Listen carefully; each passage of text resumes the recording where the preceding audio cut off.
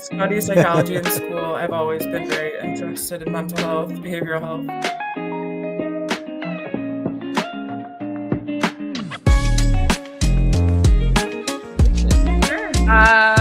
Born and raised Rockfordian. So really been here all my life.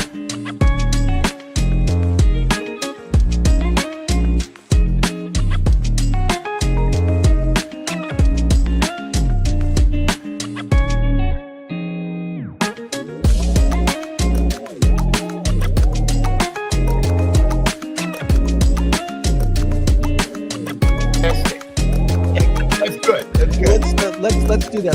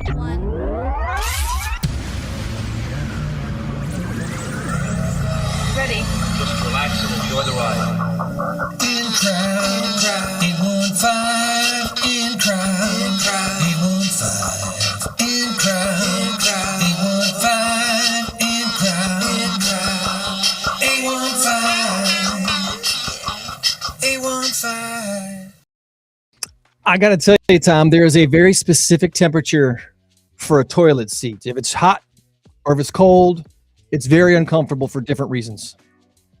I'm Greg. He's Tom. Neither one of us sitting on a toilet seat currently, but this is your In Crowd 815 podcast for the last day of May, the year 2026, the latest it has ever been, my friend. In the history of mankind, yeah, a warm toilet seat usually means somebody just peed on it. So it's pretty disgusting. My two little grandsons, they're 10 and they're 8. I love them to death, Dominic and Benjamin. They frequently miss, and they don't understand. Do like dad, not like sis. Lift the lid before you go to the bathroom. I cleaned that one up a little bit, but anyway, yeah. So that's good. I haven't heard that one before. I like that. That's good. That's good. Well, we have a very non-potty related show for you and the person still sleeping next to you. So we're glad to have you join us here on the In Crowd 815 podcast. Maybe wake them up and say Greg and Tom are talking. Time to see what's going on in the 815. My goodness, we have so many guests. We're going to meet 5 people today, and we're going to see if we can do that before noon. So let's see how this all goes as we record this at 8 a.m. May the 30th. We're going to be learning about Make-A-Wish Foundation, Make-A-Wish Illinois. You've heard about them before. What do they actually do, though, and how can you help? We'll learn about that from Janet and Jenny Oh My. We're also going to meet Dee and Nitro. I'm right here in the 815 talking about Jeremiah development. Who is Jeremiah and why does he need to be developed? We're going to learn about that as well. So, yeah. Where's my laugh track? We got we got some business to take care of first. Let's do this.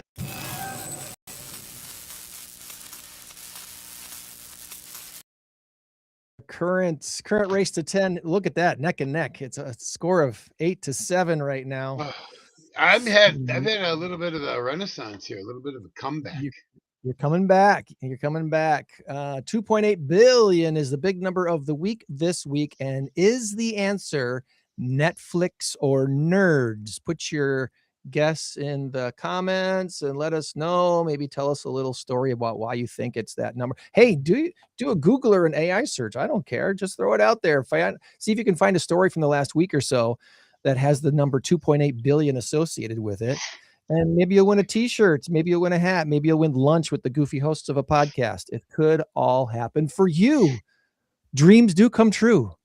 2.8 billion. Is it Netflix or is it nerds? Tom's giving me his guess. You think anybody's really dreaming? You think anybody's really dreaming about having lunch with us? Do I need to answer that question? No, you don't. Hey, we're here. We're here for the taking. If you want to have lunch with us, let us know.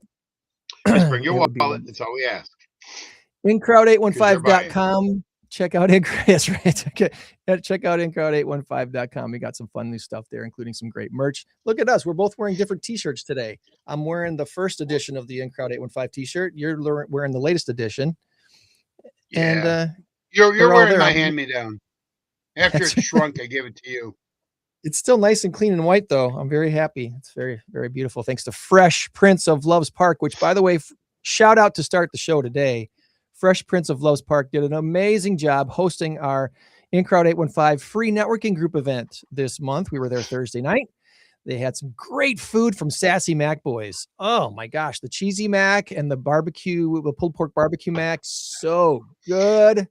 And thanks to Matt Atkinson, Rock Valley Home Inspections, for providing the beverages, and to Safe Families for Children for coming out and explaining what they do to our gathered attendees on Thursday night.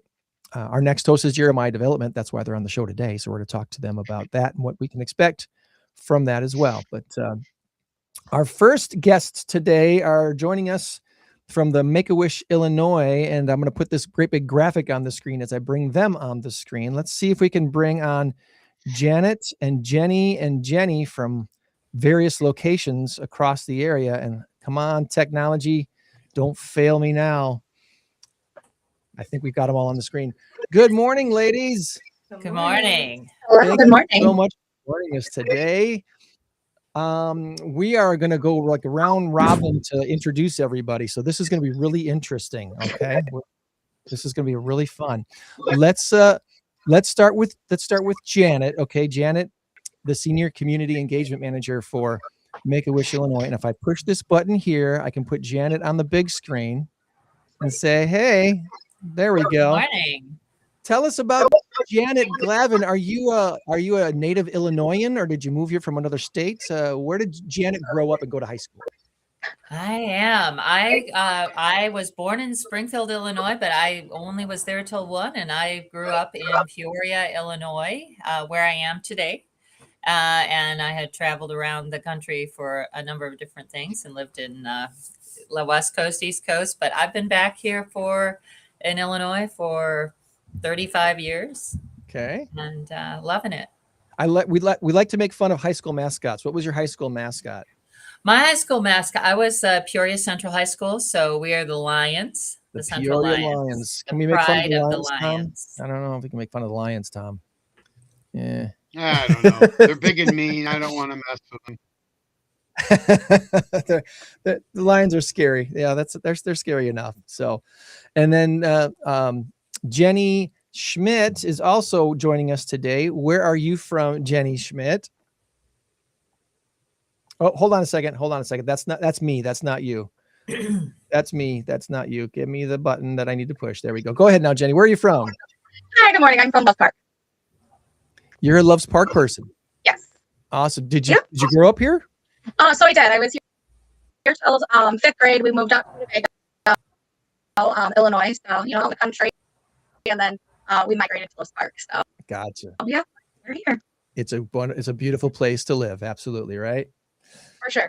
Awesome. So Winnebago, did you graduate from Winnebago High School then? I did. We were the Indians. You are the Indians. Go Indians. Yep. Winnebago High School. Awesome. And then we have Jennie Redington joining us as well. I think she's in Rockford, but I don't know. I don't remember if you grew up in Rockford. Jennie, where'd you grow up?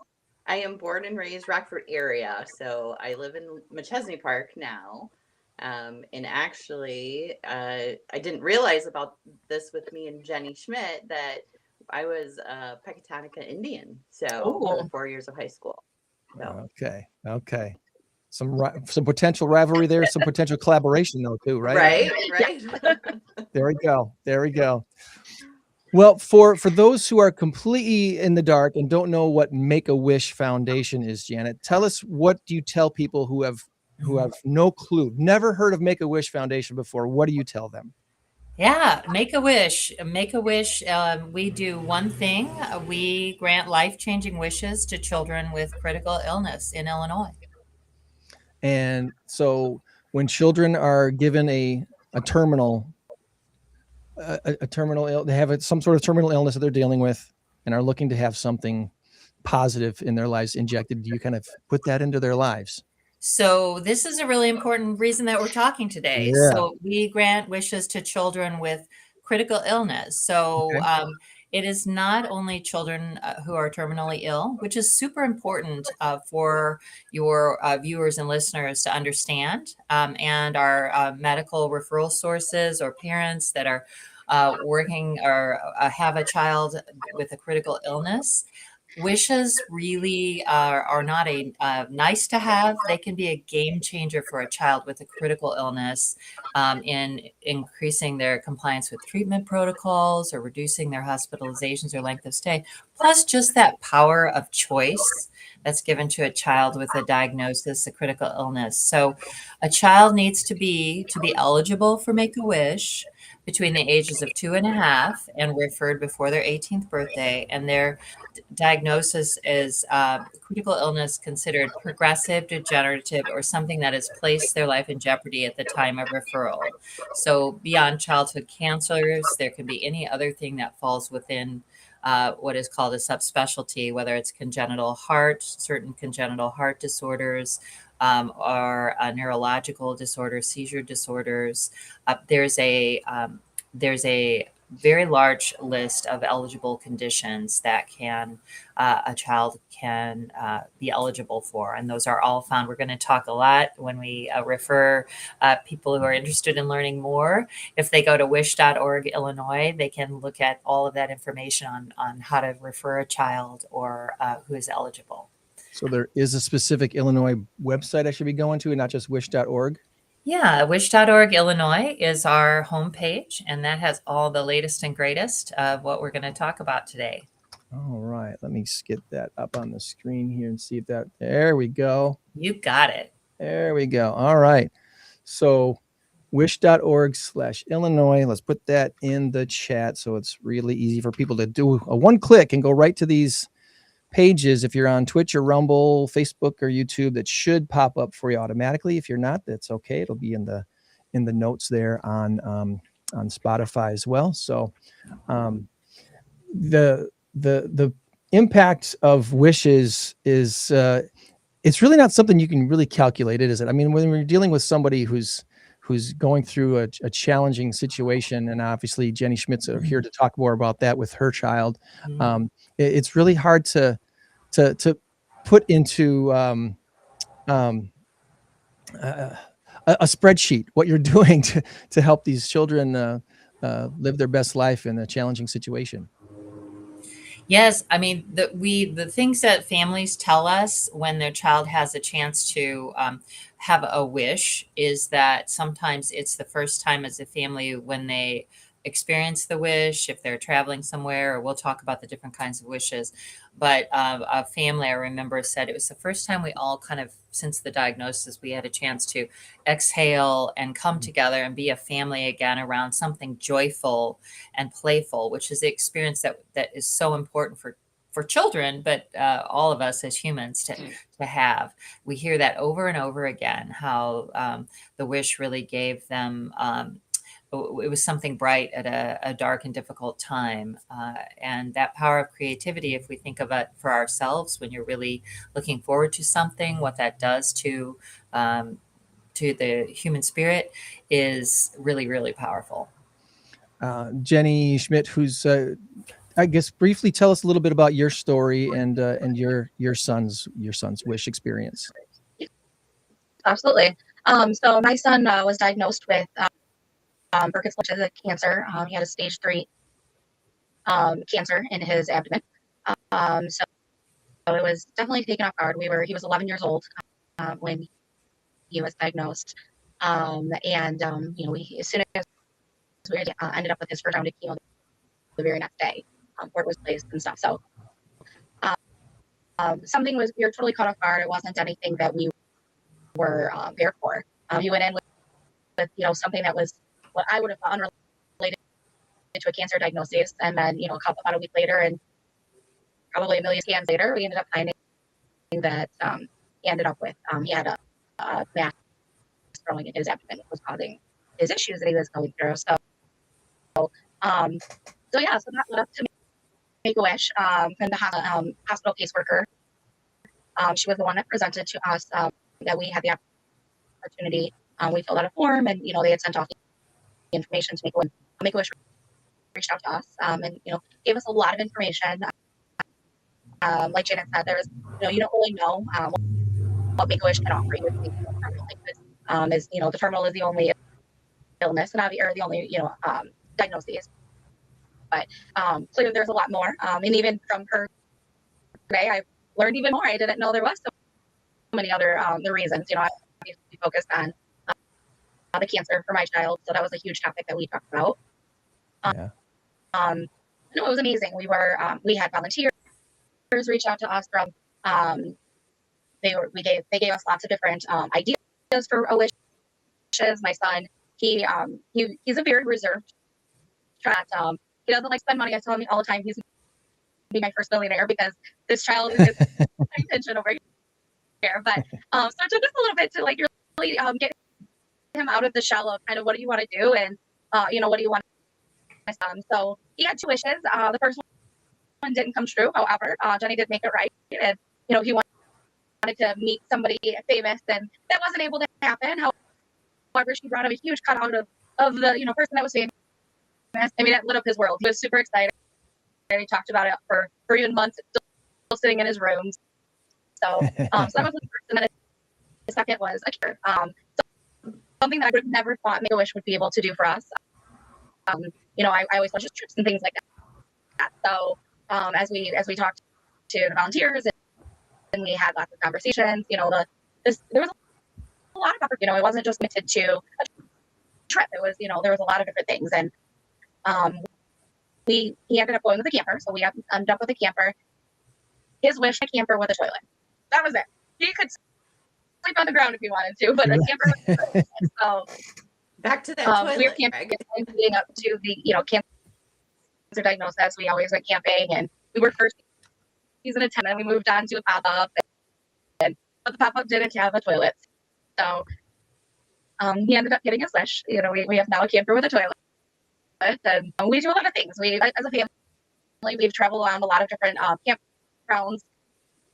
But with the opportunity of having a newer camper, we were able to actually settle down, and we migrated to several times. So we now have a seasonal camper out at a campground that we go to so far every weekend, and it's been amazing. It's definitely been a nice experience. Great team.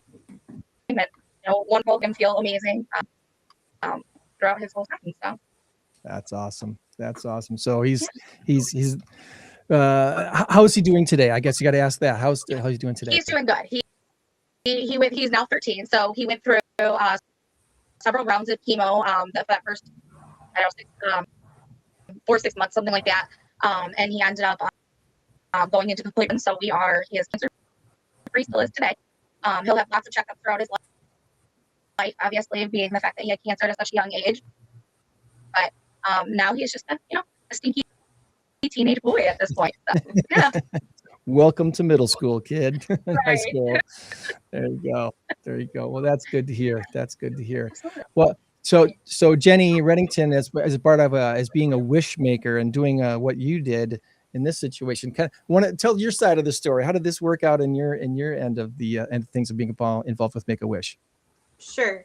So several years ago, I just found myself just truly blessed that I have 2, now adult children, and that were healthy and active, and so I wanted to, give back, and I found Make-A-Wish, and I've been a volunteer and granting wishes for, I can't nail down a date. I can't remember exactly when, but about 10 years. And it just, just makes my heart happy to be able to bring joy to families going through such trauma. And, you know, when I met Jennie and, you know, her kiddo, about cancer, we never talked about cancer, you know, Yeah. talked about he walked. Oh, technology is being fun with us right now. How about that? You are now dancing on the ceiling, Jennie Redington. That's amazing. I don't know why it did that. I can mirror the camera, but I can't flip it upside down. So I don't know why it's even doing that. That's wild. We're having fun with technology, people. Well, go ahead. Yeah, hopefully Jennie will be back with us and right side up. So, yeah, I'd love to share. Jennie was talking about her experience being a volunteer, and she's been a long time volunteer with us and has granted so many wishes, including David's that Jennie was Mom Jennie was talking about. So. Our volunteers, and this is really important for the Rockford community, they are the face of Make-A-Wish often to the children that we serve. And it's so important in that sense of community and the wish celebrations that our volunteers like Jennie offer, and the building anticipation, which is another powerful impact of the wish, whether it's sending a birthday card or stopping by during a holiday to drop off some toys or goodies, or letting them know about an opportunity. We've got tickets to a game or something that builds anticipation while they're waiting for their wish to happen. And we're really also in our wish discovery process, which involves volunteers largely. We have almost 1,000 volunteers across the state of Illinois. And we work in teams of 2 typically. So in the Rockford area last year, we granted 23 wishes. And I would love, may I share my screen for a minute? I think so. Go ahead and give it a try. Let me stop sharing this one. And sure. We'll have more fun with technology.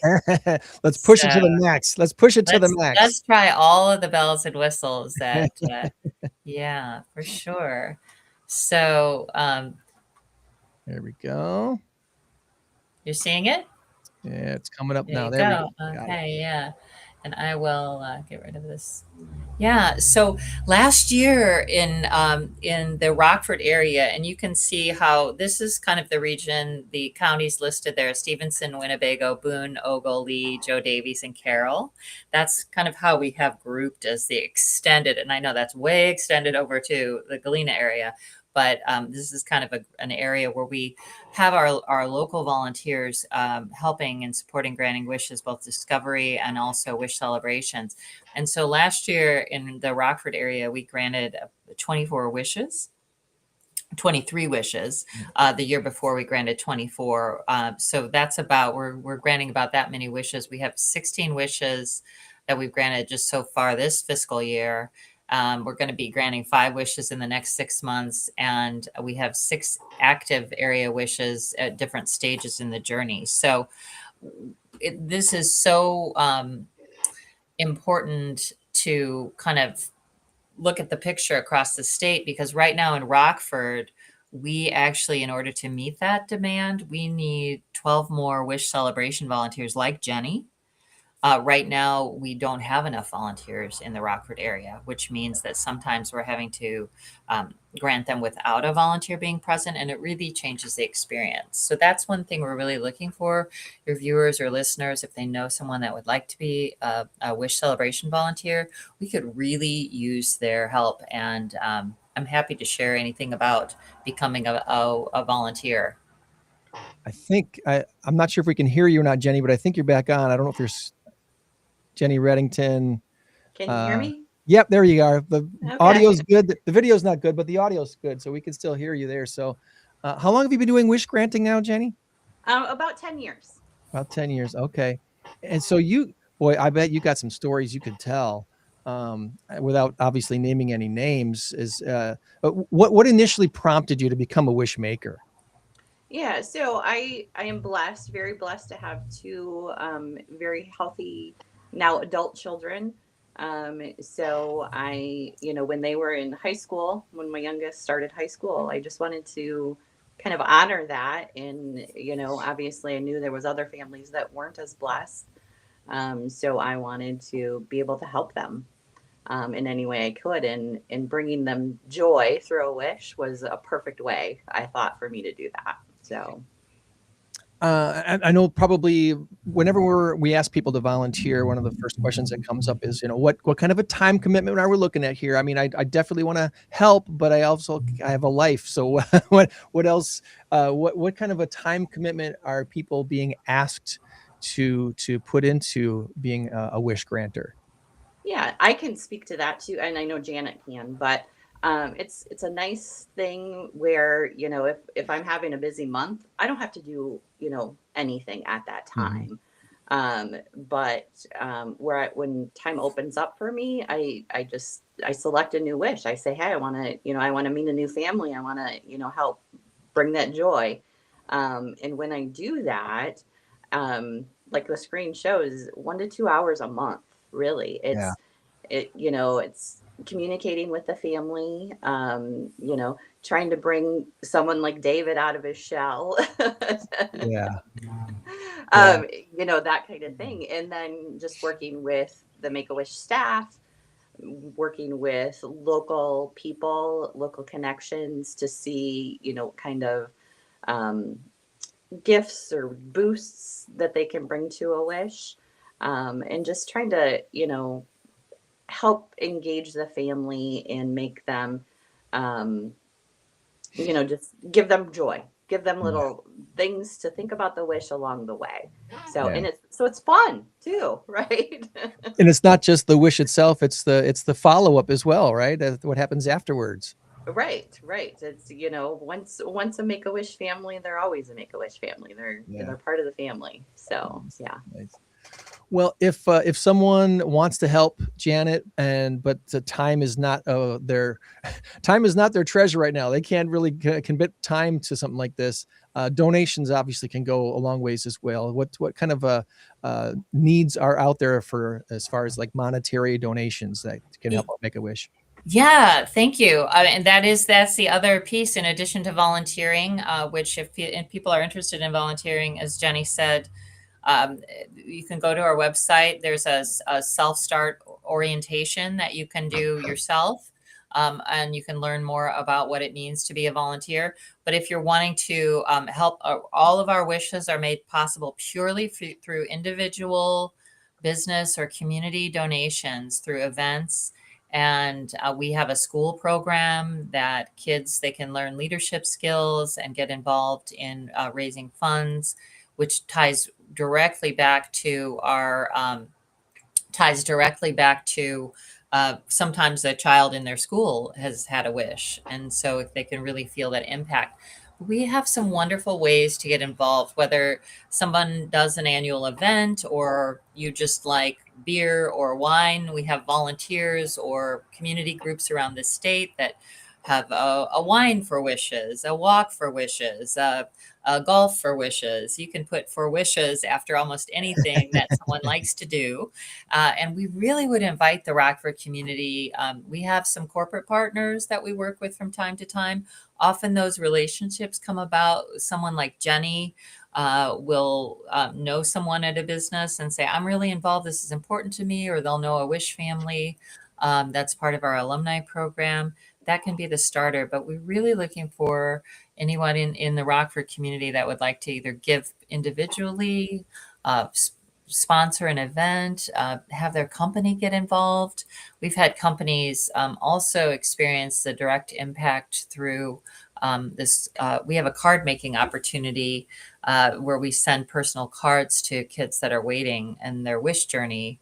And that's something that can kind of introduce a group to Make-A-Wish and what we do. But yes, there's so many ways to become a wish maker. And we would really love to see some more engagement in the Rockford community so that we could grant every eligible wish.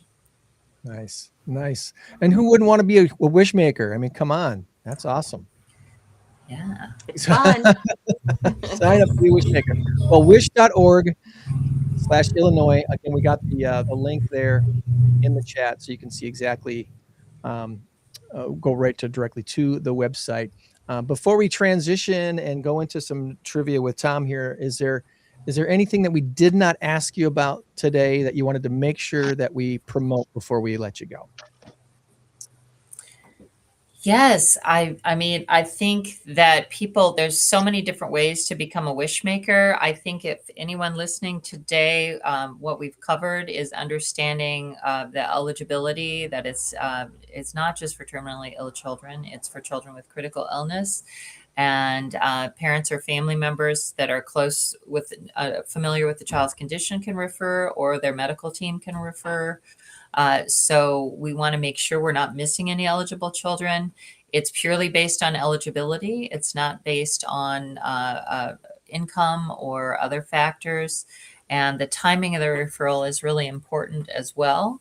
So, and it's also meant to align with that child's journey with their illness to really uplift them. So we invite the Rockford community to continue to be involved in making wishes for another 40 years. We've granted 19,000 wishes in Illinois alone in the past 40 years. And we are working on getting to grant at least 1,000 wishes a year. This last year we granted 709, and to do that we need community support from the entire state and from the Rockford area, from the 815. I'm looking at the website here that says we rely on the expertise of the pediatricians and pediatric specialists who are part of the National Medical Advisory Council and more than 200 chapter-specific medical advisors that help guide us with eligibility and wish safety precautions. Obviously, the safety of the child is utmost priority. So sometimes their wishes are probably a little too crazy to fulfill.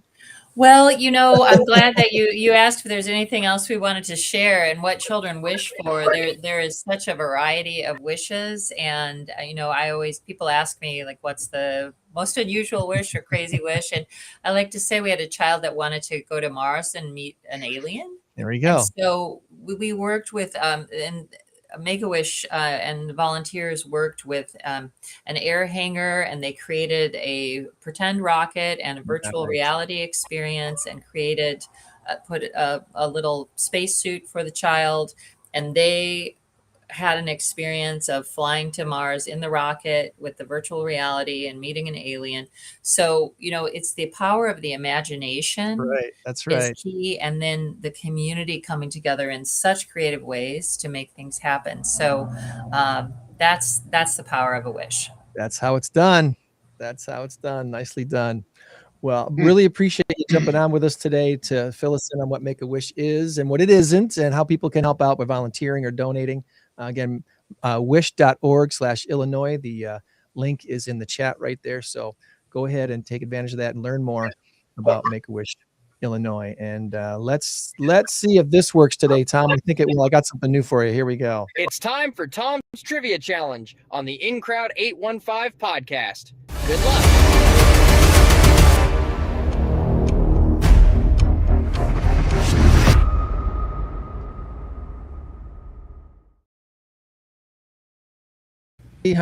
How many faces can we put on the screen at one time? Okay.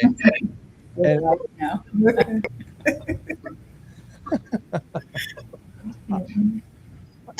are you making noise? Sorry, even counting Snoopy. What's that? There we go. I'm trying to find out. Snoopy. He just got back. He just got back from Mars. Okay. There we go. Okay. If you can help us out with the answer to Tom's trivia, raise your hand, all right? Because we need some help. I got the answer. I'll give it to you in about 10. Where's Jennie? She's still hanging upside down. Her head's got to be hurt by now. We still got Jennie Redington's voice on the stream, and I'll click around here in a second. But yeah, we're all here. All right. What do you got? So you guys are ready for? Is there a delay? Yeah. There's a bit of a delay, isn't there? I don't know why it's doing that.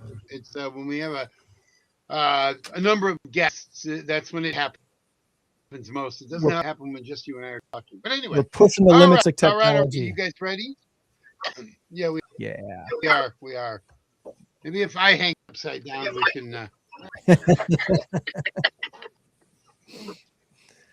All right. We got 7 questions, As folks. you all Let's see know, if we you'll get know 4 or in a 5 minute. right. That's right. And as some of you know, these questions are never terribly difficult. They're not designed to make you feel dumb. They're designed just to make you say, "Hey, that's cool. We did all right." So hopefully you can get at least 5. Greg says 4. I 5. All right, here we go. Question number 1. Animals, if you prefer. Which bird has the world's largest egg? Is it an emu or an ostrich? Once again, which bird lays the world's largest egg? Is it an emu or an ostrich? They're both really big, right? Does anyone have any clue which one's bigger? Jennie Schmit. I'll say emu. I was going to say ostrich.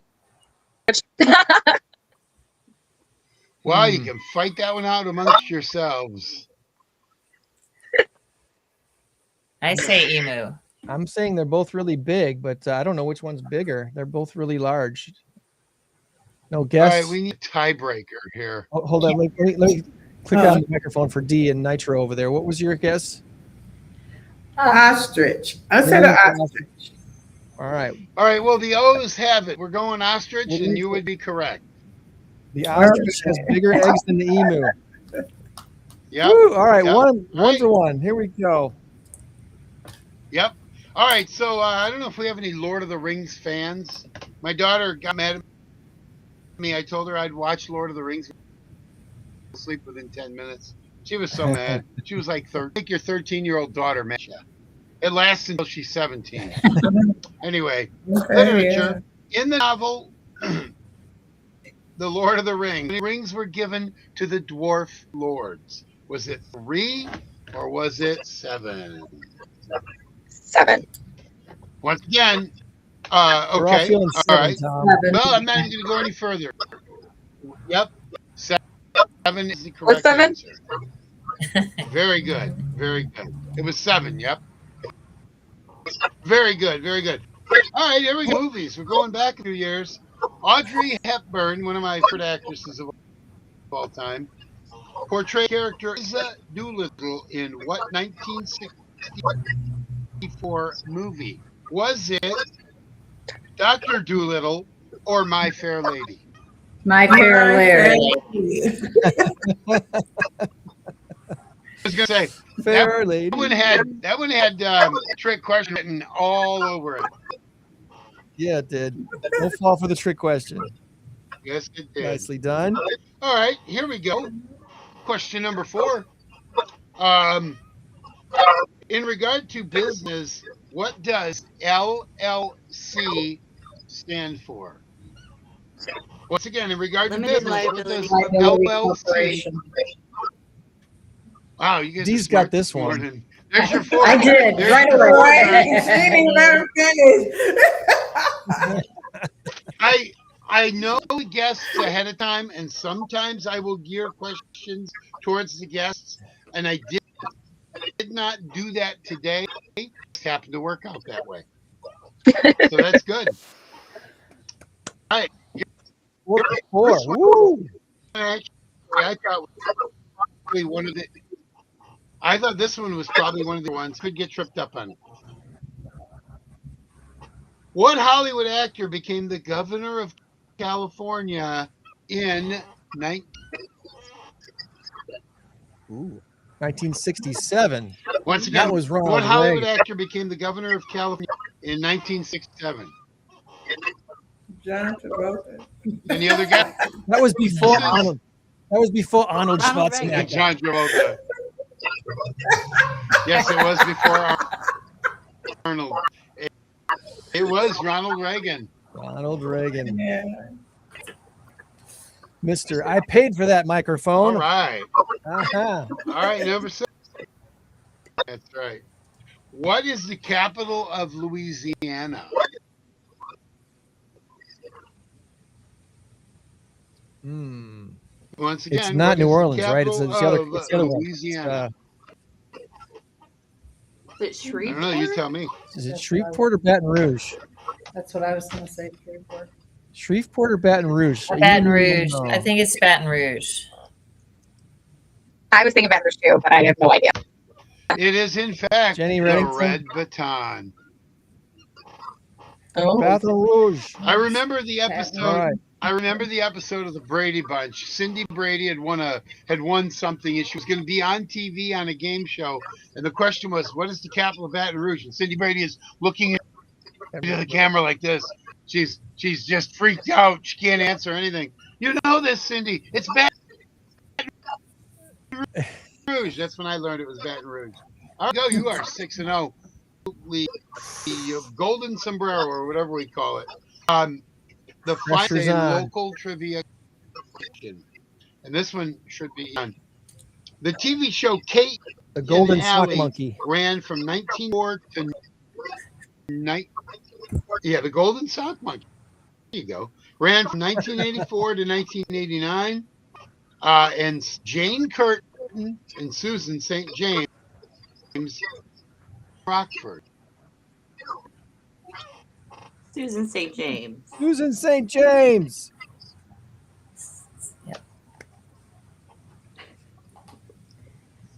Bingo. 7 Bingo. out of 7. Woo! That's first time. It's only the fourth time. It's the fourth time that's happened. Wow. I wish I Way had to some sound go. effects, but Way to there are go. people sleeping in my house, so. Nicely Well, done. Here we go. Let's throw the confetti.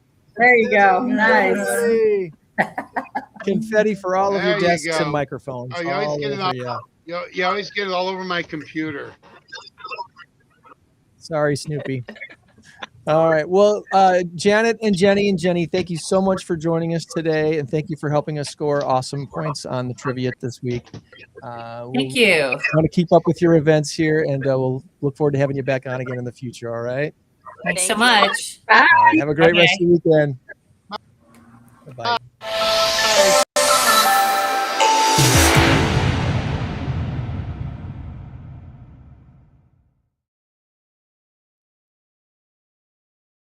Right. Switching gears now to Jeremiah Development. Dee and Nitro joining us from somewhere in lovely downtown Rockford. That's right. At our office, 803 North Church Street. Down on North Church Street. And for the completely uninitiated, I don't think I can put you on the bigger screen. I might cut you off there. Let's see how this works. If you sit a little closer together, it'll work right just fine. How about Here we that? go. All right. All right. So for someone who's maybe never heard of Jeremiah Development before, how do you describe what it is your organization is and does? So Jeremiah Development started in 2008. We are located in the Coronado Haskell neighborhood, and that is primarily where we serve. There were 4 churches in the area, although we're not religious based. The 4 churches started Jeremiah Development because they saw a need for the community to help the residents. So, you know, we like to strengthen neighborhoods and improve the quality life for the residents. We go out into the community. We ask questions about, you know, what their needs are. We started by rehabbing properties in the area.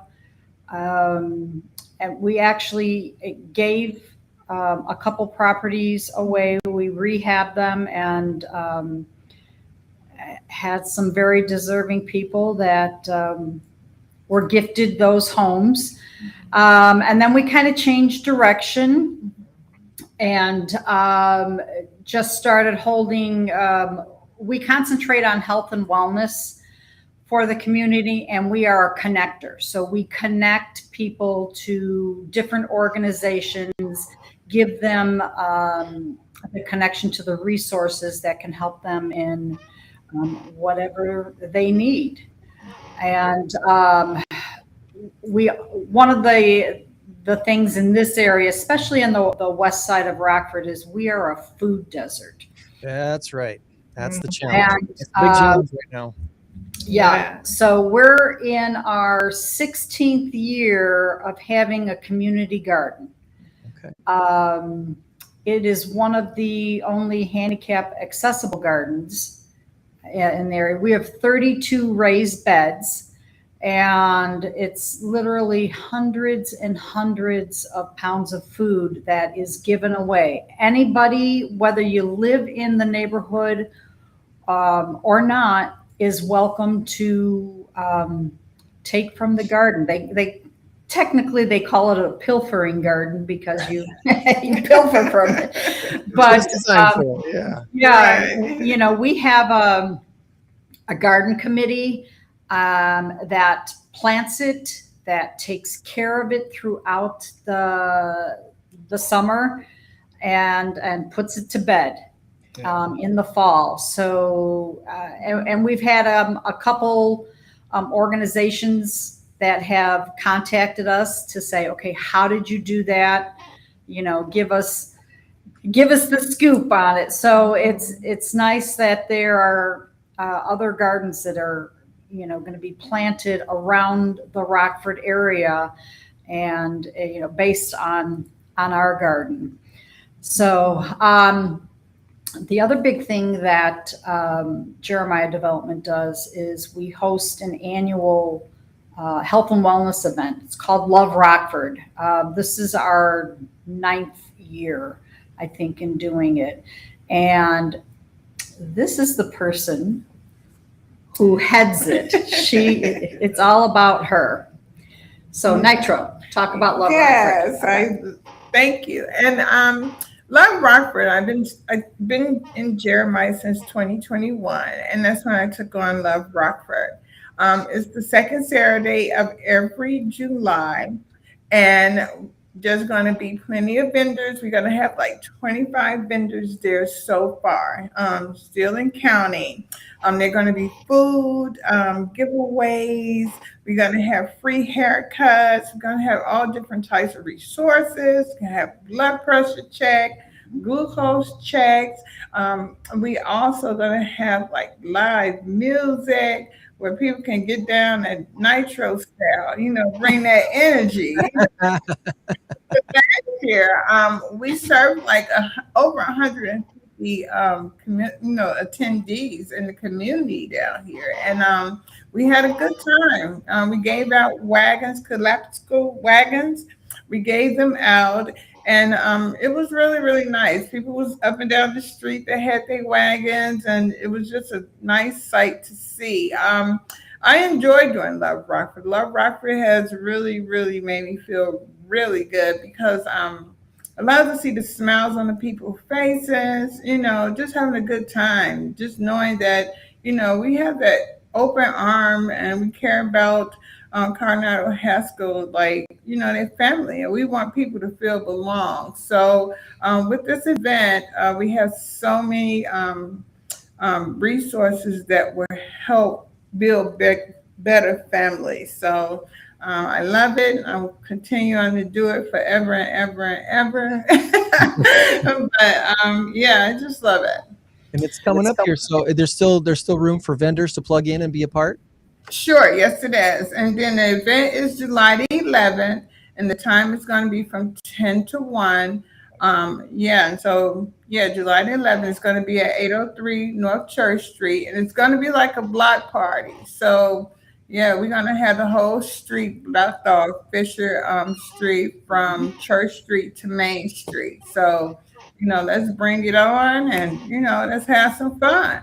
Good deal. Well, we kind of jumped ahead. I normally like to ask people where they're from and where they grew up and stuff like that before we get into their organization. So let's take a step back. Tell us, are you a native Rockfordian, or did you grow up somewhere else and move here? Well, I was born in Chicago. I moved here in 2009 because my mom had got sick, and so I had to stay with her and help my dad take care of my mom. And so from that point on, I love it in Rockford. You know, I love the area, I love the people. I just put me an egg right here in Rockford, and that was it. Well, mom and dad needing some assistance brought you to Rockford from Chicago. Yeah. So I love it. Okay, all right.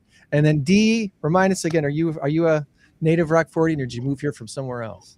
Yeah, I am not. I grew up in Wheeling and in Glendale Heights, so I'm still in Illinois, but I didn't move out this far west until I met my husband, and he lived in Dixon at the time, and I lived in Carroll Stream, and we connected, and so I moved west to Dixon, and we slowly moved north and until we got in this area.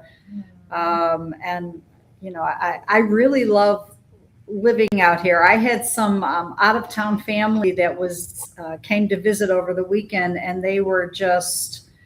I live in the Roscoe area. So, and they are one of my relatives was from Scottsdale, and one lives in Chicago, and they just they couldn't believe the peace and quiet in the area. So, and the wildlife. Yeah. Wildlife, we got that here too. It's all here too. Yeah. Well, nice. So, Jeremiah Developments. Jeremiah, we got the Facebook page up right now, but we also have the website going on here too, jeremiahdevelopment.org. If someone wants to support what you're doing in the neighborhood, they don't necessarily have to live in the neighborhood. Like you said, you're up in Roscoe yourself, Right. so plug on in. Is there a map on here somewhere that kind of says where the kind of the borders of the region,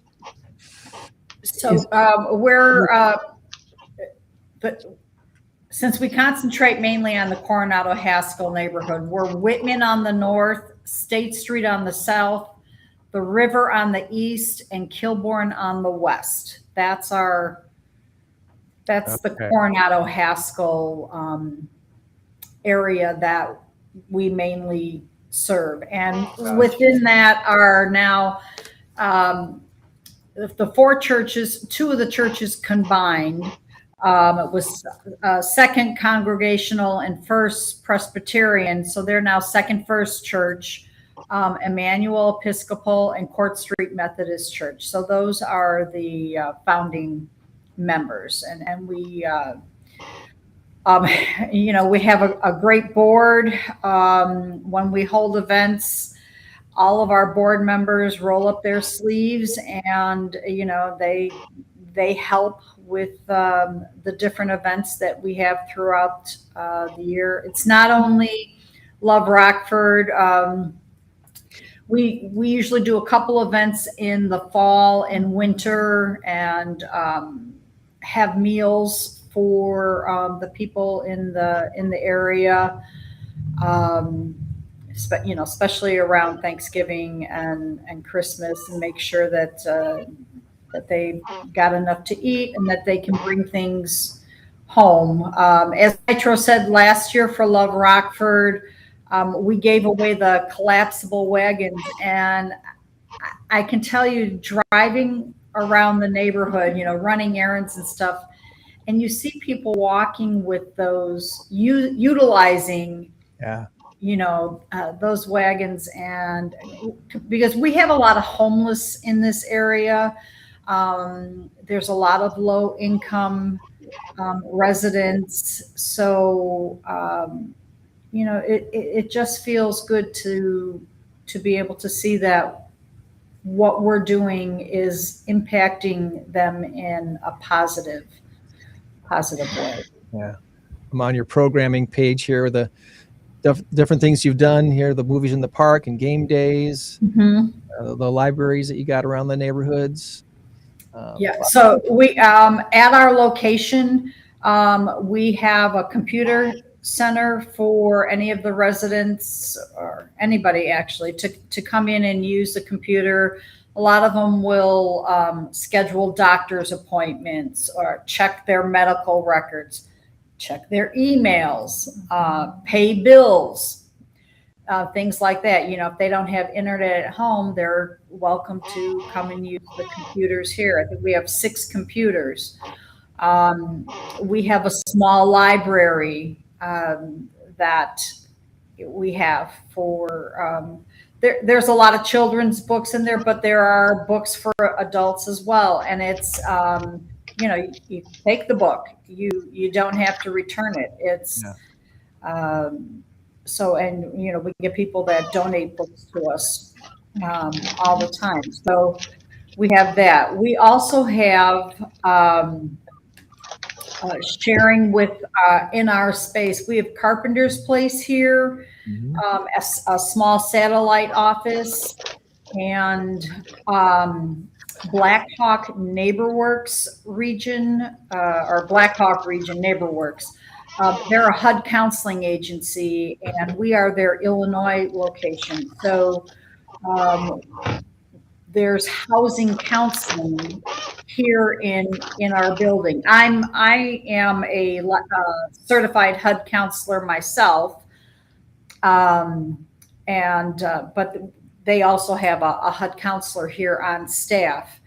And, it's really nice for people to be able to, they can walk in because that HUD counselor's here, they can schedule an appointment, and they hold classes once a month for home buying education.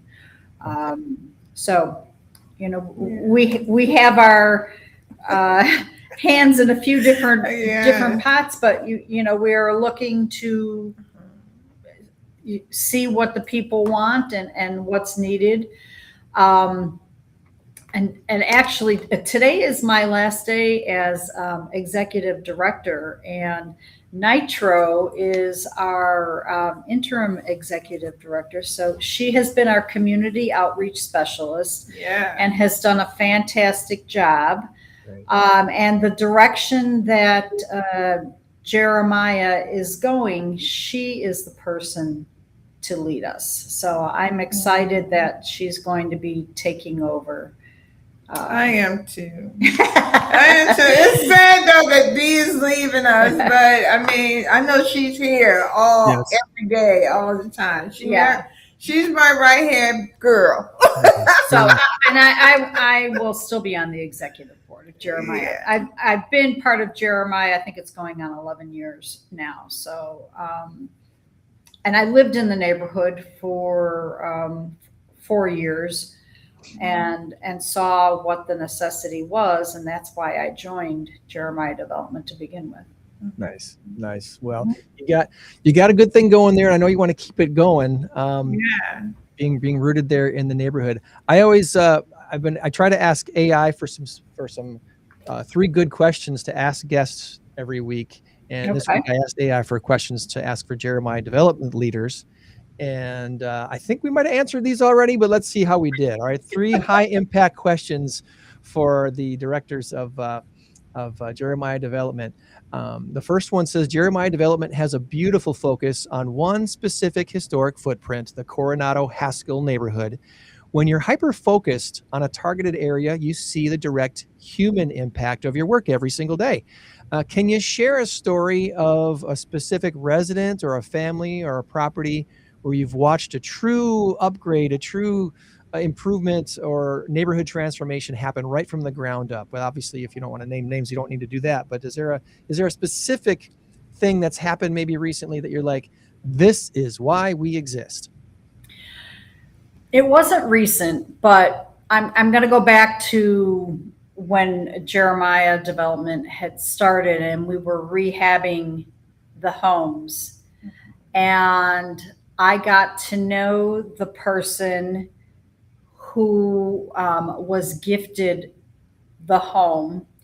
And she became, at one point, the neighborhood association president. And she got very involved in everything that was Coronado Haskell, and she was part of Jeremiah Development, volunteering and stuff. And that was just wonderful to see. She was so grateful, with what she was given, and she wanted to give back. So unfortunately, she has since passed away, but it was wonderful. She lived those last years of purpose. Yeah, She did, and it was really, it was great to get to know her on a very personal level. Nice. And that's what it's all about. Now, the second question has to do with Love Rockford. One of your signature initiatives, the Love Rockford event, essentially creates a one-stop shop for everything from healthcare screenings and fresh produce and haircuts and bike repairs. You've spoken before about eliminating barriers for underserved populations who find it tough to navigate our dense social service network. Oh, Lord, don't get us started there, right? They're here to help us in Winnebago County. A lot of us need help navigating through it. What has the Love Rockford event taught you about Rockford residents, what they actually need most, and how that can the broader community can better collaborate and bridge those gaps every day here in Rockford? I learned from Love Rockford that the people have big hearts. And when they know they have the resources out, they come out with smiley faces and they know Love Rockford. We have return attendees because every family needs that support. And I just know when they come back, it's because they feel like we're supporting them in some type of way to help them go on that long path of confusion, And so just to see the smiles on their faces and know, they can come here on Love Rockford to have a nice meal, to have some fun, to feel belong. So I think we hit that mark where making families feel belong. They're important. And we just have the resources and, the love that we, give to them, and they just love it. So just returning attendees are beautiful. I think the thing that jumps out on me with this whole part is the fact that you're doing haircuts and bicycle repairs, and someone might look at that and go, "Why are you doing that?" That's the need. That's the need. Mm-hmm. Yeah, and some people want to look good and ride their bike at the same time, right? That's a lot of the neighborhood, they don't have cars. Yeah. They don't drive, but they do have bicycles. So, we have tried to have somebody here every year that we've had Love Rockford for that bike repair. Mm-hmm. So, and the haircuts, a lot of times people can't afford to get haircuts. So there's usually a line. Mm-hmm. So, and those are done indoors. We do the haircuts inside. Well, those who can tip your hairstylist generously, especially the ones that donate their time for Love Rockford. They're doing a good thing, and it's a much needed thing. So take care of them. Take care of them a lot. This third question might be a little bit broad, but it's going to cover a lot. Jeremiah Development, of course, built on a unique foundation: collaboration between local downtown churches, residents, neighborhood businesses. In today's economic climate, building a sustainable, safe, and quality housing situation while fostering community is a really big puzzle. As you look forward to the future of the Coronado-Haskell area, what does the next level of strategic partnership look like to scale this neighborhood's growth, and how can local leaders best support that vision? This kind of gets right down to the grassroots of why you exist right there. Yeah, so our local representative is Tamir Bell. Yeah. And he is working on a pilot program because we're a food desert of having mobile grocery stores for the area. He's working on that, and Jeremiah is hoping at some point to be a part of that. And we've talked to a couple other agencies about being a local drop-off for food, non-perishable food, so that we can get that out to the neighborhood. So, you know, we only have one small grocery store really in our area, and then our community garden. But, you know, during the winter, there's no community garden, obviously. So there's no fresh produce and things like that. So we want to be part of,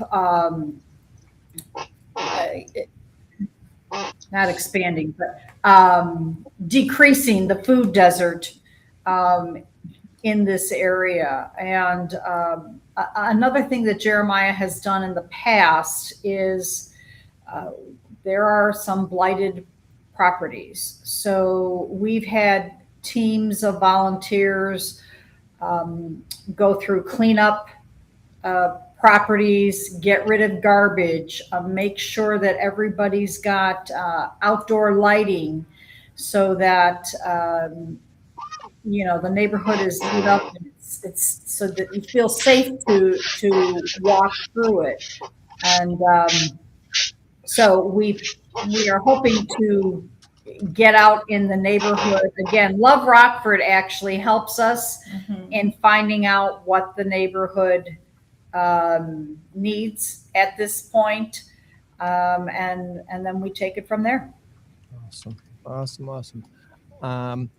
Before I get to our odd or funny question that AI gave me, I want to make sure we bring up one more thing here, and that would be, let me copy this link, the page for, you're hosting our next In-Crowd 815 networking group event, which is coming up at the end of June. As everybody knows, the last Thursday of the month, January through October, we have our In-Crowd 815 free networking group events, and this next one, June 25th, will be at Jeremiah Developments.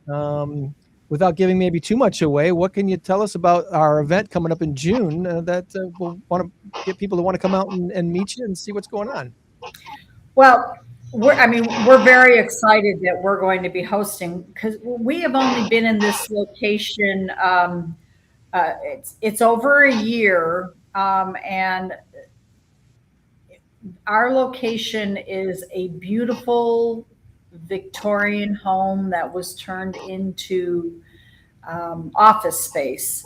So we're excited to showcase, you know, everything that is in the interior and the exterior of the building, and just talk to people about our future plans. Awesome. Well, come on out and join us June 25th, 5:30 to 7:30. If you know Dee, you know there's going to be some good food involved with this meeting. So you'll not leave hungry. That's true. You know, I like to cook. So it'll definitely be worth the effort to come out and see what's going on at Jeremiah Development for our event coming up June 25th. Now, the odd or funny question that AI gave me was regarding the Love Rockford after party. Okay, so your Love Rockford event, a massive logistical feat. There's a lot of pieces and stuff. So bringing together healthcare and haircuts and bicycle repairs all under one roof. If you could add one absolutely wild, completely non-traditional vendor to this next event, just for the pure joy of the neighborhood, what would you bring in? Would it be something like a professional llama petting booth or a 24-hour nacho fountain? What would you bring? I would bring in myself, being in the 70s, I was Disco D. I would bring in silent disco. Silent disco. They're here in town. I know they are. Yeah. Yes. Hey. I experienced that on a vacation I was on several years ago, and that was a ball. And I didn't realize that there were different channels. They had 3 different channels. So, and I was on the vacation with my mom, my sister, and my husband. And my mom, my sister, and I were, you know, dancing to We Are Family. And here comes my husband doing YMCA. I'm like, what are you doing? Oh, there's another channel. family. And he's like, no, it's not. It's YMCA. And so that's when I realized there were different channels, but it was a lot of fun. I didn't know they did that. I haven't experienced one of those yet. So that's interesting. All right. So you gotta find out if your group wants to be on the same song. That's it. Right. Yeah. Different colors. It was different channels. It was all disco, obviously, but yeah, different songs. So it was fun. I want to say 815 Silent Disco just started following us recently here at the In Crowd 815 podcast. So maybe there's a connection there, Dee. Okay. Maybe there's a connection. I don't know that I've met the people that run that yet, though. That would be. I did. So, okay. And I've talked to her. Yeah.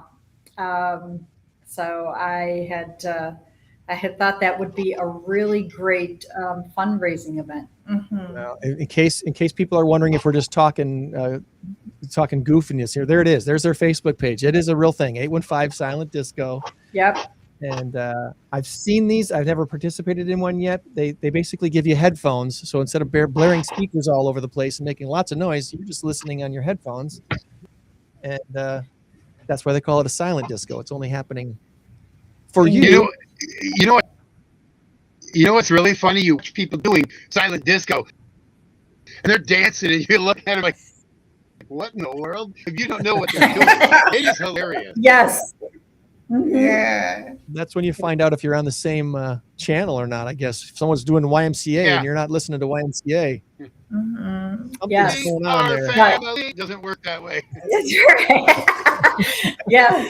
But I mean, we are going to have a DJ who's going to be playing fantastic music at Love Rockford. And I will tell you that most of the volunteers and the people attending, you will see them dancing at the event. Yeah. So it's a lot of fun. Yeah, with that Nitro energy. Why do I have no doubts about that at all? Right.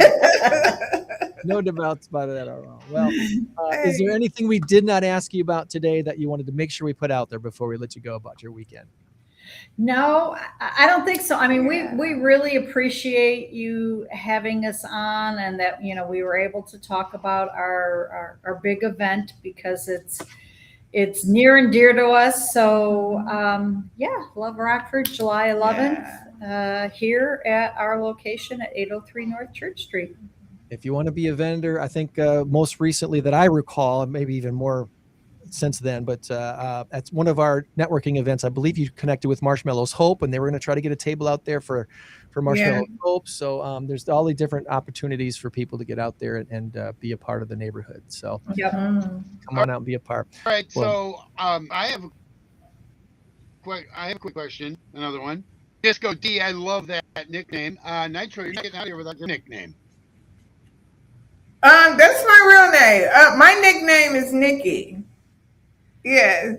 You don't have like a flash? No, I don't have like a flash name. Nitro says it all. It really does. You know what? That sounds like a hip hop DJ group, Nitro and Disco D, or Disco D and Nitro. I know, right? Yeah, and that's why I love it so much. Yep. So. I will tell you, Tom, though, I do have another nickname, and I've been part of the mortgage industry since 1999, and I actually am a loan officer. Greg knows my nickname. Everyone knows the honey with the money. That's what I am. Right, I'm the honey with the money. Yes. The honey with the money.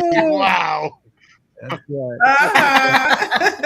A client told me that back in 1999, lenders would bring physical checks to the title companies for the closings.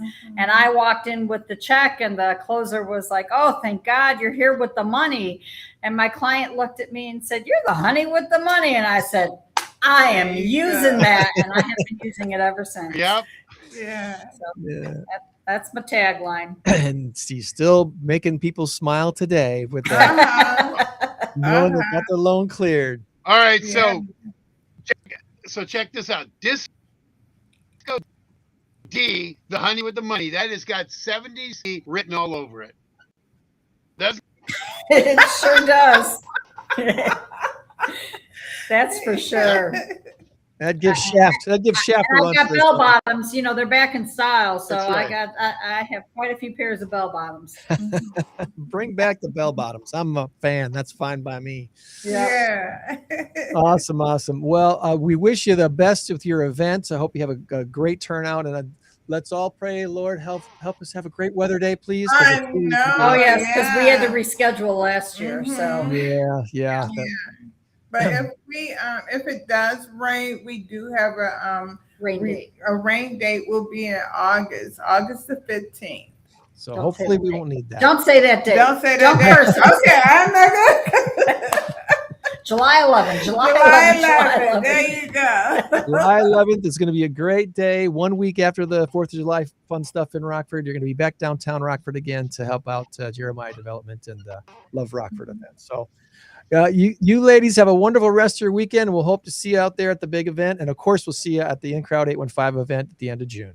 Hey, all right. Thank you. You guys All right. have a great weekend. All right. Bye-bye. Bye-bye.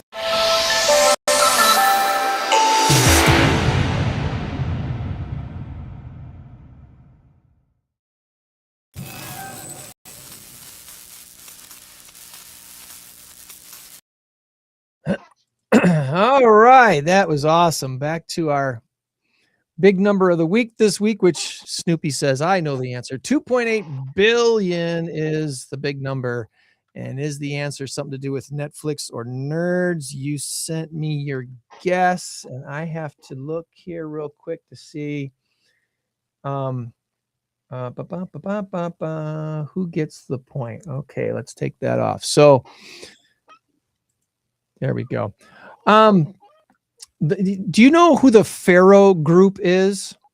If I say Ferro Group, do you know what the Ferrero? Does that give you a hint? Oh, Ferrero, the chocolates. Ferrero. You're right. I'm saying it wrong. Ferrero Rocher. Ferrero Rocher. Ferrero and Netflix are partnering up for something, Tom. And I know you're hoping what it is. They're reviving the Wonka candy brand. Of course, Willy Wonka, the Wonka thing was fictional, right? But then they made it real as far as the candy brand goes. Originally, when Wonka brand launched, it was a Quaker Oats company back in 1971. Okay. They came up with the Wonka stuff ahead of the release of the movie Willy Wonka and the Chocolate Factory. Well, Ferrero acquired the brand from Nestle. They now have a deal with Netflix to debut a new Wonkaverse animated film and a TV reality series. Now, the reality series looks kind of interesting. The film, I'm not so sure about. But when Ferrero bought the Wonka brand from Nestle in 2018, they paid $2.8 billion for the brand. It's not nerds. I'm sorry, Tom. You're not getting the point this week. Netflix has acquired the Roald Dahl story, ROALD, Roald Dahl story. You'd be surprised how many people say Ronald Dahl. It drives me nuts. Yeah. There's no N in There's there. no L. N. ROALD, Roald Dahl story. They accompanied the story. They acquired the story rights in 2021. They're expanding the on-screen Wonka universe with that reality TV series called The Golden Ticket, where contestants will navigate in a retro futuristic fantasy factory, relying on strategy and social dynamics to survive wild physical and mental challenges. And that sounds pretty cool. I think that's got a chance. The movie, however, is slated to come out in 2027, an animated film called Charlie versus the Chocolate Factory. Yes, versus. But it's not what you think. Charlie versus the Chocolate Factory follows a recently imprisoned Willy Wonka who's released after years behind bars for turning a child into a blueberry. God. The story the way it's being described, it does not take. It's not the turn that you were kind of expecting what the next story from Willy Wonka might be. So I had to see it to believe it that it's going to be any good. Are the characters the same? Would that be Violet Beauregard? Because that's who the Blueberry Girl was. Yeah, exactly. It's going to be animated, so there's that. Yeah. But okay, so after Charlie inherits the chocolate factory, Willy Wonka goes to prison. So they send him to jail because of turning Violet Beauregard into a blueberry. There's a lot of terrible things that happen in the Charlie the Chocolate Factory movie. If you've never seen it before, it's funny, but at the same time, when you think about it, it's like, wait a minute, did that kid just die? Yeah. To the TV kid, they shrunk him down to almost nothing. Mike TV. Mike TV. It's a weird movie. It's just a weird movie. Well, it was it okay, but if you go back to the Willy Wonka and the Chocolate Factory, Gene Wilder, yes, Jack Albertson. Okay, that movie was weird, yes, but not in a depressing way. It was just weird and odd. I mean, they were in the bubbly thing going all the way up to the top, and they touch and come back down, contaminating it. Chocolate River, which I'm like, oh my God, sign me up. I want to swim. I want to live in the Chocolate River. If I'm going to drown, I'll drown in the Chocolate River. Anyway, so that movie was fine. And then Charlie and the Chocolate Factory with Mr. Weirdo himself, Johnny Depp, who I think is one of the greatest. Johnny Depp, yeah. Right? He's so versatile, but he's weird. He's weird in every one of his. Oh, yeah. Charlie and the Chocolate Factory was a weird movie. And some of these subsequent things they've done are weird. They have taken Roald Dahl's innocent story and made it something, I don't know, weird and different and yeah, just too strange. So anyway, that's coming up. I'm kind of looking forward to seeing the reality series game show type thing. That looks pretty interesting and fun. But the animated movie, at least the storyline, the way they're describing it, I'm like, I don't know about this. The Nerds story that I saw this week that caught my attention. Not all careers fare the same when it comes to marriage, according to data from the American Community Survey. But this is just a survey, okay? Don't shoot the messenger. Bus drivers, bartenders, and massage therapists have the highest divorce rates in the United States. Approximately 48% of those careers, when they get married, that ends in divorce. However, actuaries, math nerds like CPAs and such, they're most likely to stay hitched. The divorce rate for those in the math careers, only 14%. That's pretty amazing. So basically what they think they're saying is if your plan is to have a long lasting marriage, marry a nerd. That's marry an accountant or something, or a banker. All right. So I will disagree with that only in this. Police officers, firemen, because of the high stress nature, that has always been the highest rate of divorce. So I don't know what's going on with that. It's right there. I mean, I bet it's in the category right below those, but they list bus drivers, bartenders, and massage therapists as having the highest divorce rates. I get bartenders because they got, the bartender, they got men hanging around, women hanging around. They're always in that thing, and they're drunk, and their customers are drunk, and it's easy to just make bad choices, kind of stray away, and whatever. So make bad choices, exactly. So. Let's see. Yeah. American Community Survey is an ongoing demographic survey conducted by the U.S. Census Bureau, provides up-to-date social, economic, housing, and demographic data every year. It replaced the traditional census long-form surveys. Roughly 3.5 million addresses annually is what they use to do their surveys. So that's a lot of potential responses to their surveys, but who has the time for that? That's always the question. Who's got the time for those surveys? The people that do and reply, that's the data you're going to get. So anywho, I did my shout outs already, but I'll do a kind of a follow-up again.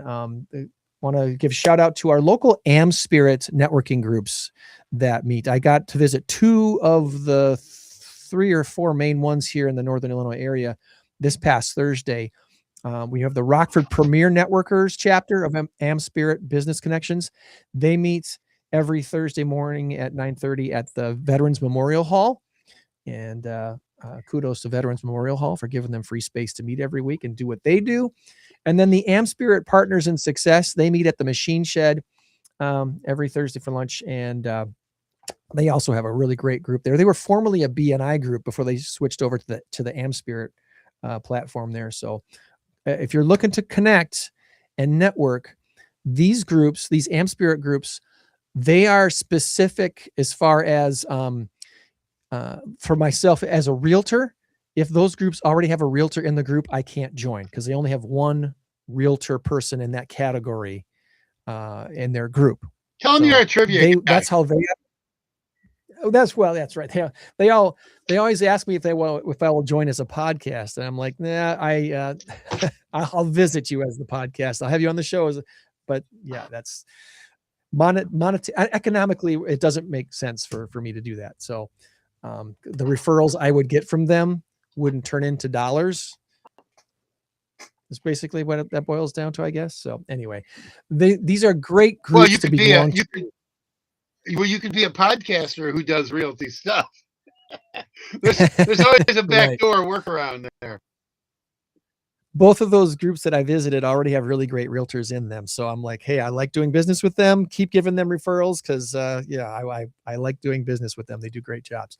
But they're always looking for people to fill the gaps in other service categories. For speaking of nerds, I think both of them are looking for CPAs right now. So if you're a tax preparer or a bookkeeper and you want to get more clients, you join a group like AmSpirit. And now you have a room full of people that you meet with once a week who are helping to sell you and your services. They become your sales team. And you're encouraged to bring them referrals. They're encouraged to bring you referrals. It's a really great collaboration of businesses and entrepreneurs. So I would encourage people to do that. And then of course, Fresh Printz in Loves Park again for hosting our In-Crowd 815 networking group this month, Thursday night. We had a great time with a lot of great folks. I believe we had about 30 when all was said and done. We had about 30 that came out, maybe a little over 30. Matt Atkinson, Rock Valley Home Inspections, provided the beverages. Sexy Mac Boys provided the food. We had Safe Families for Children out there talking about what they do. So it was a really well-rounded, good event. So soon, very soon, we'll be asking for hosts for the 2027 free In-Crowd 815 networking of group events. So if you have a business that would like to host a group of people to come out, it's like an open house style event. You're basically opening the doors to your office or whatever, and providing hors d'oeuvres of your choice, beverages of your choice. From 5:30 to 6:30, basically the first hour is free form open networking. Just come, have some food, have a beverage, meet some new people, exchange business cards, have a chance to meet and greet some folks. And then at 6:30, we let the host fill us in on what they do and why they do it and who their chosen not-for-profit is. It's a nice, easy format, couple hours a month, gives you a chance to meet some new folks. And we've been doing it since 2008. Thanks to Rebecca and Yolanda, who started the In-Crowd way back then, at the end of 2008. And it's been a joy to keep this going on. So plug into all the events that we got coming up, including the Jeremiah Development event coming up at the end of June, Thursday, June 25th. We're also very close, Tom, to announcing more details of the next Masked Karaoke Trivia Contest, the Medicare 411 grand prize of $8,000 this time on the table for some team to win for their chosen not-for-profit.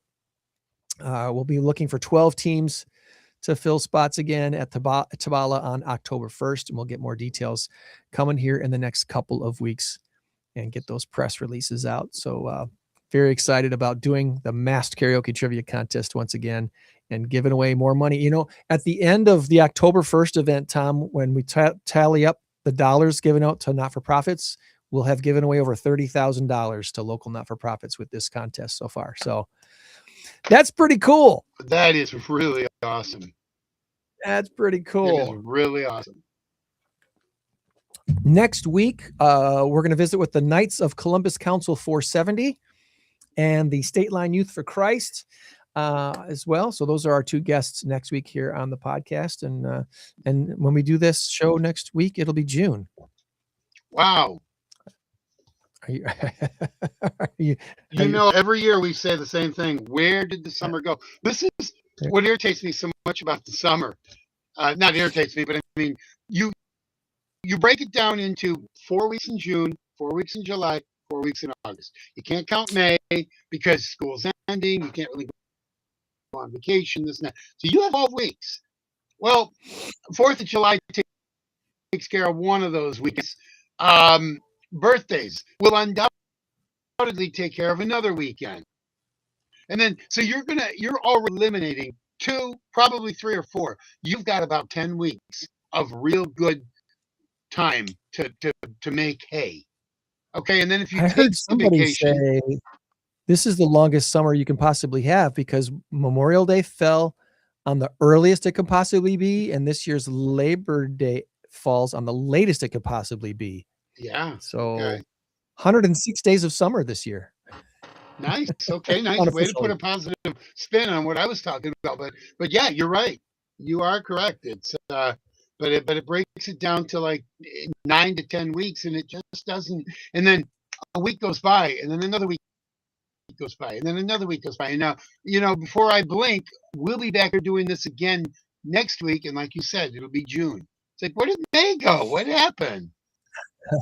Speaking of, right, that makes for a good transition.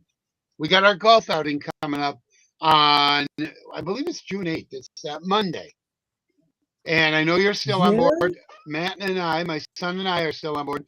Ron cannot make it, so we have to find a fourth. Okay. I was going to throw it out there and say, so if one of our faithful viewers wants to join us, contact Greg or myself and let me know. It's a NAMI fundraiser. It's $125 to get in, meals included, a lot of fun, shotgun start. It's just an awesome event. So otherwise, if you know anybody, maybe Mulligans for Mental Health at Forest Hills Country Club. Yes, Mulligans for Mental Health, right there, Forest Hills Country Club. Here we go. Yep. Going to be a good time. Hopefully the weather's great for that too. Obviously, that's one of those weather events. It's like, do you have anybody in mind that you could invite? Well, off the top of my head, not necessarily, but I don't have a lot of golfing buddies. I do have my neighbor across the street who would love to do it, I think. So I could probably get him to fill in, but I thought it'd be kind of nice to put out there. And if somebody decided, hey, I want to play golf with you guys, they could, you know, you got a couple days. I can give my number, or you can give them my number, or whatever. Well, connect with us here on a comment or whatever through one of our platforms. It should let us know that you've. If they do connect with you on that, then give them my number. They can call me, and we'll figure it out. All right. I wanted to one last thing again on our merchant site at incrowd815.com. When you go to the merchant site, there's some pretty cool options with the hats. I'm really liking this white on white hat. Check out the white on white. Well, that is kind of cool. How sweet is that? If you want a white on white for the summer, that's the way to go right there. It's also, you know, navy blue or black or royal blue. That's the royal blue one that we've been wearing a lot lately. There's a lot of different options there. So, but anyway, check out incrowd815.com and click on the merch site. And again, thanks to those who bought merchandise at the InCrowd event on Thursday night. That was very nice of you to support us and the podcast that way. So if you can help us that way, that would be wonderful. Shirts, hoodies, polos, the pullovers, quarter zips, Lots of different options on there. And if there's something that you were hoping to find on there that isn't, please let us know. And we'll talk with our partners at Fresh Printz and see if we can get it added to the merch site. Probably won't need any fleeces for a while, but sometimes a summer night gets cool and you need to pull out a hoodie real quick, so have a hoodie ready with your 815 on it. All right. Look at all the different colors that are optional here for the hoodies. Really nice. All kinds of different ones on there. So anywho, I think that's going to wrap things up unless you had any last things you want to throw out there. We can we're doing a little off air, right? Yeah, we will do that. We'll talk a little bit off air. Let me throw this on the air. Okay. Sort of Packers stuff. This past week, we heard some very, very distressing news about Josh Jacobs, the running back for the Green Bay. Yeah, running back for the Green Bay Packers. Now, a lot of people jumped to conclusions on that, which was not cool. You gotta slow the roll, people. Yeah, absolutely. And do not, for 1 second, think that Greg or myself are defending Josh Jacobs in any way, shape, or form. If he was supposedly, allegedly accused of doing, then he should go to jail. Period. Exactly. Done with the Green Bay Packers. Done. Erased from existence as far as the Packers. But if he didn't, he deserves his day in court. There are always two sides to every story. But that's not why I'm bringing it up. I'm bringing it up because I just want everybody to understand. Like you said, Greg, slow your roll. Just let this thing play out. And I'll admit, I said, oh my God, he's got to go. He's got to go. And then I thought about it.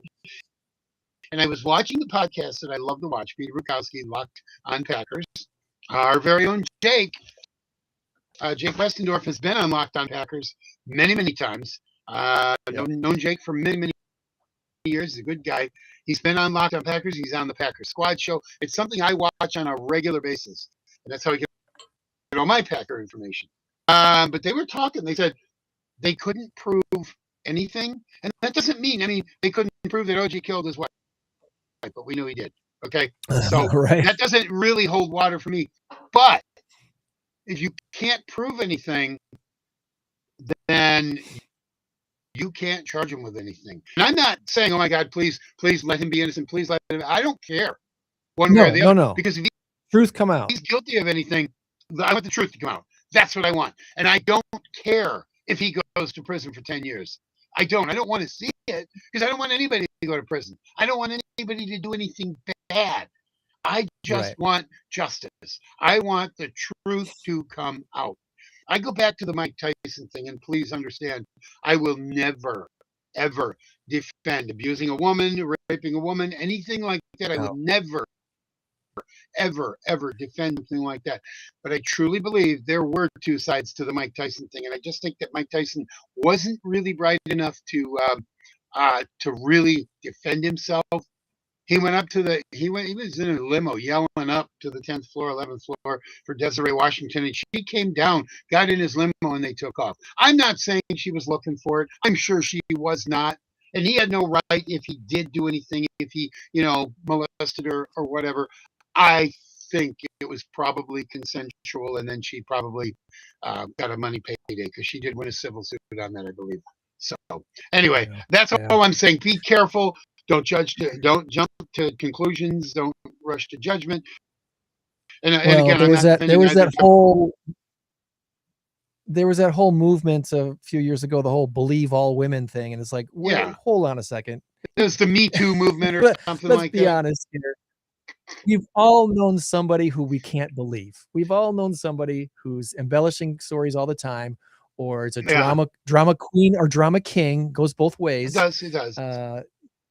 It goes both ways. You can't believe everybody all the time. And so, and the other problem is somebody who is, I'm not defending Mike Tyson, but I'm trying to put validity to his argument that it might have been a little bit different. It may have been both sides, whatever. It doesn't give him the right to take advantage of her. If she says no, it's no. Period. End of discussion. And he should go to prison for that. But I'm not 100% sure they didn't just have a little fun. And then all of a sudden, afterwards, the next morning, Someone later changed their that mind or night, something. changes her Yeah. mind, says, you know what, I just, did whatever with Mike Tyson. I could probably cash in on this. And, I don't know. And I'm not ever going to defend anything that of the nature. So back to the Josh Jacobs thing. I just want people to maybe sit back and chill just a little bit and wait for all of the facts to come in. Now, if he did strangle her, and then they said suffocation, probably a pillow or something like that. I don't know. But maybe we'll find that she was coming for him with a screwdriver or something, and he had no. I don't know. I'm just throwing things out there because you just never know. And so that's all I wanted to say about that. Now, and I love the way the Packers have handled it. I think they've done a pretty good job. Now, LaFleur maybe not so much. He kind of chuckles. Well, hey, we'll cross that bridge when we get to it. And he's kind of chuckling. I don't know if that was nervous laughter because he's caught, kind of caught blindsided with this, didn't expect it. We go at this time. This wasn't on our bingo card. No, whatever context that was in, who knows what the context was where he was at. Yeah. Well, I still say Green Bay, even if this thing hadn't happened, go out and get somebody, because Marshawn Lloyd, he's played as good as he looks. He's played what? Maybe 4 games? I think he's had 10 snaps. I think he's been in 2 games, and he's had like 10 snaps, and he's frail. He's got, glass bones and paper organs or something. I don't know. Which really stinks because he looks so good. Yeah. Well, maybe he's got. This is his year. Maybe this, and I tell you what, with that, we can do this for another time. Maybe we should schedule kind of a Packer half-hour block when we don't have any guests or something like that, because it's kind of ramping up. We got OTAs going on, and we've got mini camps starting. And the schedule came out. I mean, there's a lot to talk about. So whenever you want to do it, you let me know. I'm full of information, maybe misinformation, but it is information. Knights of Columbus Council 470 next week, along with STATELINE Youth for Christ, and should be a good show. So tune in then as well. Remember, you change the world when you help one person. So be a blessing to someone today and every day this week. We'll try to do the same and meet you back here for another In Crowd 815 podcast. Buddy Tom, talk to you off the air. All righty. 815 in crowd, 815 in crowd, 815 in crowd, 815